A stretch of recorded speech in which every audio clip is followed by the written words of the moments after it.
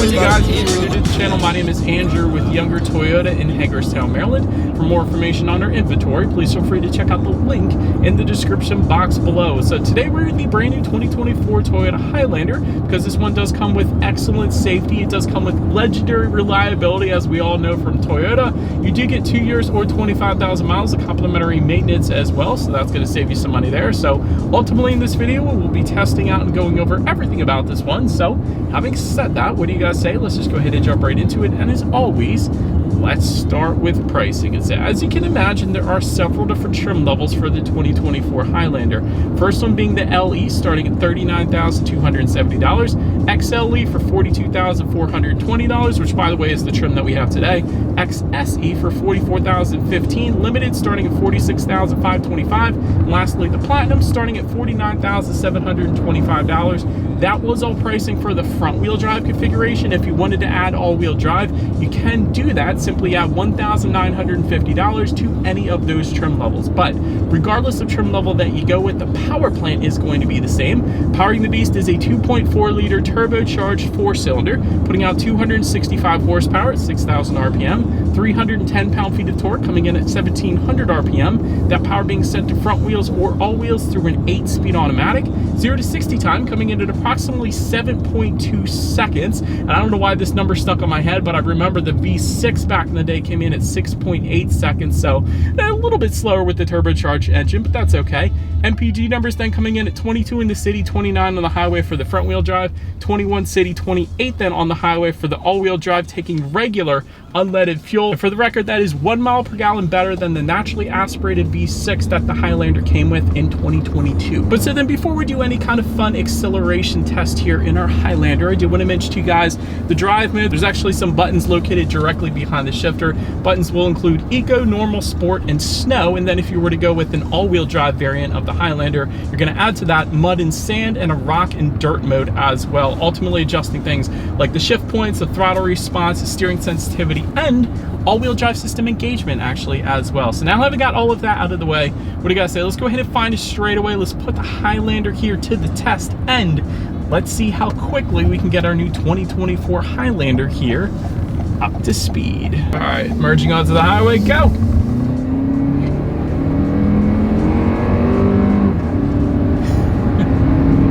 It's not bad. It'll get the job done. Yeah, it's nothing crazy. It's nothing that really impressed me, but you're not gonna have any issues with merging onto the highway either. And yeah, that was kind of merging onto the highway right there. We got up to 55 miles per hour, which is what the speed limit is here. So yeah, that's plenty fine. It's just nothing that's gonna knock your socks off. I'll just put it that way, but didn't expect it to. But anyways, but then as always, braking is equally important. And so up front, you will find 13.3-inch ventilated front discs. In the back, 13.3-inch solid rear discs. As far as that 60-0 stopping distance goes, that comes in at 116 feet. That is insanely impressive on paper. And let's just go ahead and hit the brakes since there is actually nobody behind us now. That's brilliant. Yeah, it definitely leans more on the firmer side of things, which you don't always find in SUVs especially. And actually, when it comes to that number, 116 feet, that's a sports sedan number, you guys, believe it or not. Typically with SUVs, you're gonna find the upper 120s I've seen as bad as 139 feet for the Volkswagen Atlas, for example.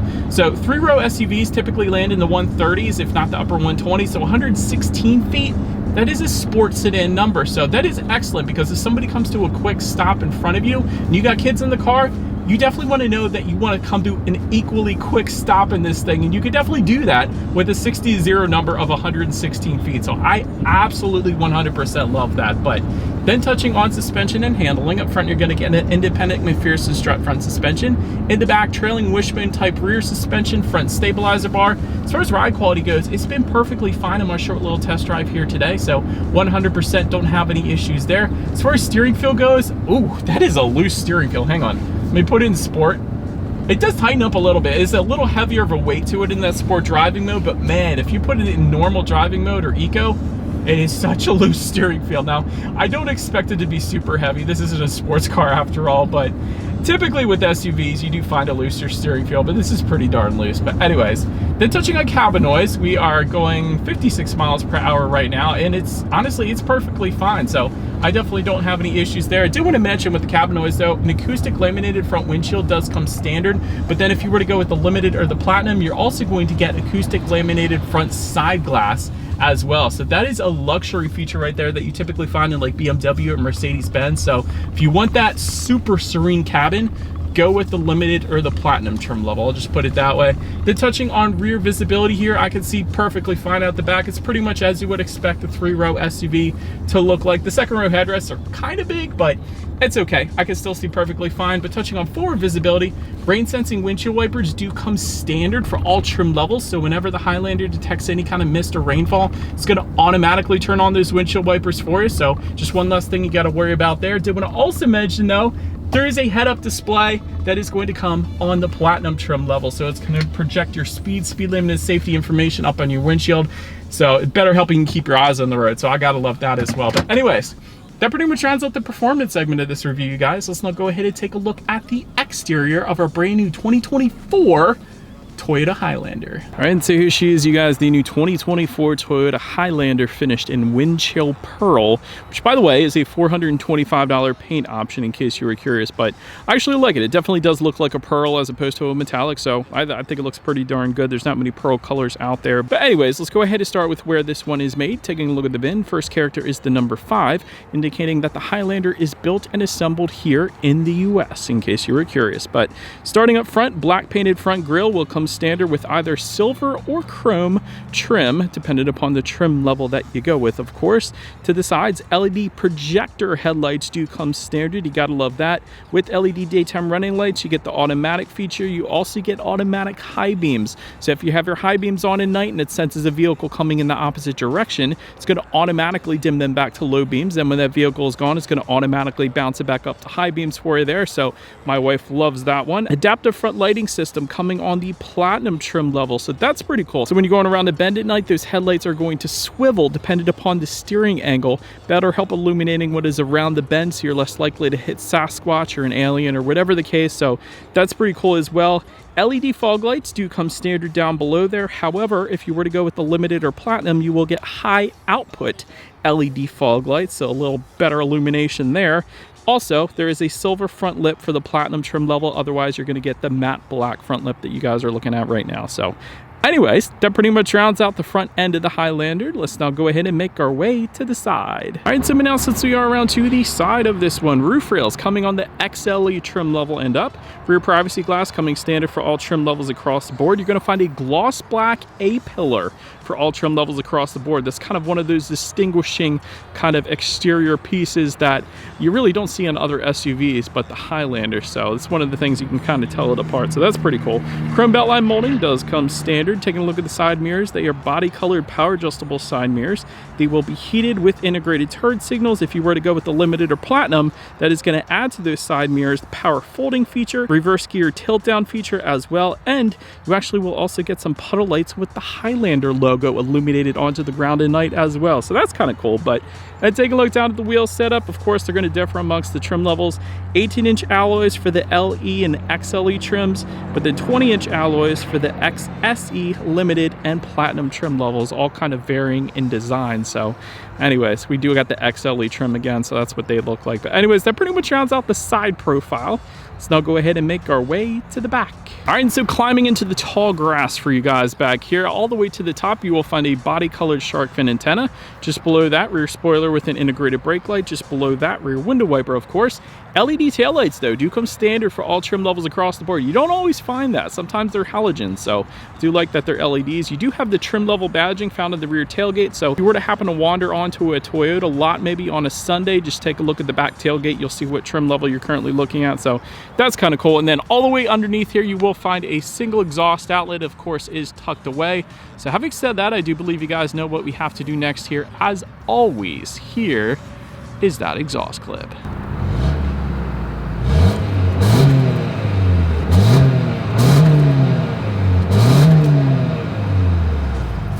Alright, so now since we are around to the back of the Highlander, when it comes to opening up that rear tailgate, it is going to be a hands-free power tailgate for all trim levels but the LE actually, and that's newly standard for all trim levels but the LE. Before it used to come on only the top trim or two, so that is pretty cool. So all you need to do if you have your hands full is simply walk up behind the Highlander, just kick your foot underneath, and it is going to automatically open up for you. Of course, there's a button on the tailgate itself, there's a button on the key fob then as well, but Once opened up, cargo capacity comes in at 16 cubic feet behind that third row. Of course, you can fold that third row down, bumping that up to 48.4 cubic feet, and then with all rows folded, that comes in at 84.3 cubic feet, which is pretty much right in line with the competition, like the Honda Pilot, for example. It's all pretty much the same, but of course, that's a 60-40 split in case you're curious. There is some cargo lighting back there. You're going to find a cargo cover. There's a 12-volt power outlet. You do have some tie-down anchors, grocery bag hooks. There's some in-floor storage underneath of that cargo floor as well, and there's a little bit of hidden in-floor storage kind of to the back corner too.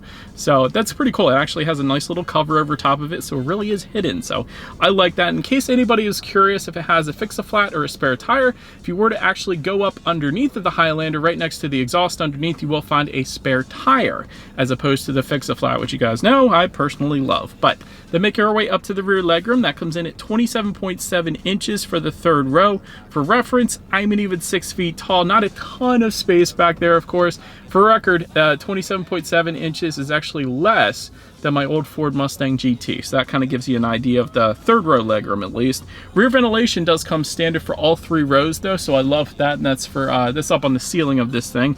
Also, third row does have cup holders, also wanted to mention that. But then making our way to the second row legroom, that is going to come in at 41 inches even. For reference, again, I'm still an even 6 feet tall. This is how much space I have back there. Captain's chairs are going to come standard, but we do have an optional 3-row bench setup in our particular Highlander, our spec that we have today. So again, the captain's chairs are going to come standard, so you got the 2 seats in the middle row there. You can just walk up the middle if you like, but bench seating is available. So USB charging ports though do come standard for those second row passengers. There is a 120-volt power outlet available. We don't have it. Heated second row is going to come on the Platinum, and then rear window sunshades actually do come standard for all trim levels but that bottom LE trim. So I definitely am a big fan of that, because a lot of times I'll get my kids Chick-fil-A or McDonald's and we'll sit in a parking lot and eat it, and one of them always has the sun in their eyes, and that is why they made rear window sunshades. But so then making our way up to the front seats, fabric trim seats do come on the LE trim level, Softex upholstery for the XLE and XSE trims, leather seating for the limited and platinum trims, 8-way power driver seat does come standard, 8-way power adjustable passenger seat for the XLE trim level and up. Heated front seats come standard for all trim levels but the LE, and then ventilated front seats coming on the limited and the platinum. Overall seating was plenty comfortable. You definitely shouldn't have any issues taking this thing on a long road trip here. But so then taking a look at the steering wheel, it is tilt and telescoping, and actually is leather wrapped for every single trim level across the board, even the LE, so you gotta love that. Heated steering wheel then coming on the limited and platinum trim levels. But now let's go ahead and make our way to the startup. Let me start by showing you guys the key here. You got your Highlander lettering on the one side. That's pretty cool. And then when you flip it over, lock, unlock, the button to pop the rear tailgate, of course, but it is all keyless entry with a push button start that comes standard for all trim levels. So all I'm going to do is simply just put my foot on the brake and press that engine start button located just to the left of the air vents there. Once started up, when it comes to the gauges, 12.3-inch digital gauge cluster is going to come on the limited and the platinum. Otherwise, you are going to get what you are currently looking at, which I actually don't mind. Tachometer is on your left, speedometer is on your right. There is a nice design to it, but then there is also that digital gauge cluster front and center to control what is on there. There are steering wheel mounted controls found on the left side of the steering wheel. Gives you things like your outside temperature. There's a digital speedometer, how many miles you have left until you hit empty. There's some safety information, radio information, all-wheel drive information. There's all kinds of different stuff. So pretty much everything you could possibly want on the digital portion of the gauges there. So then making our way to overall interior quality, power moonroof is going to come on the XLE, XSE, and limited trim levels. Then you're going to find a panoramic glass roof for the platinum trim level, but overhead sunglass holder does come standard, and you got the school bus mirror on that overhead sunglass holder as well, so you can spy on the rear passengers a little bit there. HomeLink controls for the XLE trim level and up. That's for up to 3 different garage doors located on the bottom portion of that rear view mirror there. Wireless phone charger for the XLE trim level and up. Ambient lighting for the limited and platinum trim levels, but then tri-zone climate control does come standard for every single trim level across the board. So overall, I do like that there's a little bit of kind of indented storage just above the passenger side glove box there. Just below that wireless phone charger, you got a little more storage there. Plenty of USB charging ports. There's a 12-volt power outlet there.